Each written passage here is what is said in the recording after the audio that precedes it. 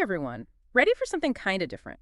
We're going to take a look at a new kind of faucet design, one that might make you rethink how we control water flow. Water flow.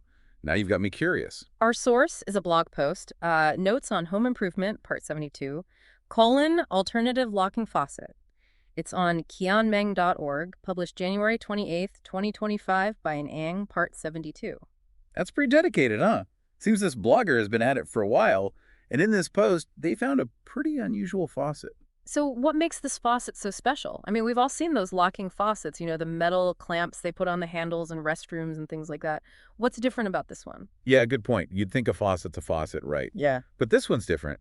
The author described a design where the handle isn't attached. It's like a separate piece. You need to insert it to operate the valve. Hold on, you mean a removable handle? Exactly. Like a key for your water, right? That's what makes it so fascinating. But it makes me wonder how practical it really is. Is it actually secure? Could anyone just figure out how to turn the valve without the handle?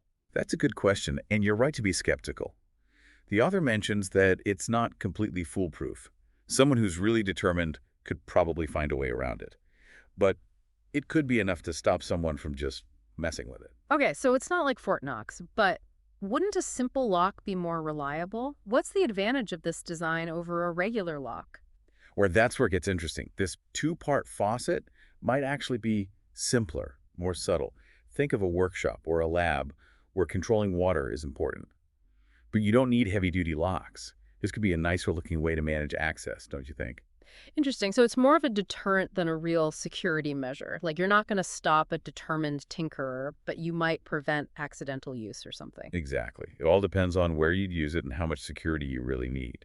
It also makes you wonder how it actually works. Right. Did the author explain the mechanics of it all? They mentioned that the handle fits into a specific groove inside the valve. So without the handle, you wouldn't be able to turn it. Oh, I see. Like a key fitting into a lock. But then, where do you even keep this handle when you're not using it? Seems like it would be pretty easy to lose, right? You're already thinking about the practical side of things, and that's Yeah. good. The author didn't go into detail about storage or how easily it breaks. Those would definitely be downsides to think about. It reminds me of this one time when I was trying to fix a leaky faucet myself. It involved a lot of plumber's tape. And let's just say I was using some colorful language. Maybe this design would have been easier. But seriously, I can see how even this simple design could have a bigger impact. Absolutely. That's what's so fascinating about it. It makes you rethink how things should work and opens up new possibilities. Okay, so we talked about the novelty of this two-part faucet and how it works. But let's think about the pros and cons for someone who might actually use it. What are the trade-offs? Well, on the plus side, it seems pretty straightforward. Imagine trying to install a complicated locking mechanism on a normal faucet. This could be a lot easier to do yourself. Oh. And from what I read, it doesn't sound like it looks clunky or too industrial either. True, it might actually look better than a big padlock, especially if you care about aesthetics. But what are the downsides? You already mentioned security and losing the handle. What else did the author say? Well, the interesting thing is they didn't really talk much about the drawbacks, but we already talked about the main one. It's not very secure. It assumes most people wouldn't know how to use the valve without the handle, or even that they wouldn't bother trying. I guess so. It's like those hidden key compartments you see in movies. They're hidden in plain sight. It works because people don't expect it. But what if someone's really determined or good at tinkering? Don't you think they could figure it out? Yeah, probably. It brings up a good point. It's not just about how it works. It's about psychology, too. It's trying to deter people, not completely stop them. And you're hoping people will be reasonable. Someone could get frustrated and just try to force it. Or, like we said, lose the handle. Exactly. There's the whole practical side of it, too. Where do you keep the handle? How strong is it? These are all good questions that the author didn't really answer. So there's a trade-off. Simple and unique on one hand, but with security and practical problems on the other. It makes you think about something as basic as a faucet in a whole new way. Absolutely. We take these everyday things for granted.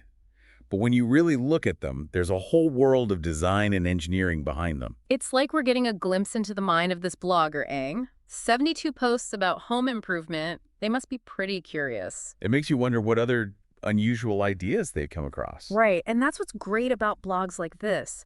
They expose you to things you wouldn't normally see and make you question things. Speaking of which, the post didn't just talk about this faucet, did it? You're right, it didn't. Ang also mentioned some other ways to control water flow. Like what? What were the highlights? Well, they mentioned faucets with timers and sensors, ways to automate water use and make it more efficient. So it seems like Aang is really thinking about all kinds of water control, from simple mechanical stuff to high-tech options. Exactly. And that's what makes this deep dive so interesting. We're not just talking about one design, but a whole way of thinking about a problem. In this case, how to control water flow and exploring different solutions. So we've explored how this unusual two-part faucet works, talked about pros and cons, and even touched on some other innovative ways to control water. But the big question is, where does this all leave us? What can we take away from this? Well, for me, it's like a reminder that sometimes the simplest solutions are the most impactful. This two-part faucet is a simple change, but it really makes you think. Yeah, exactly.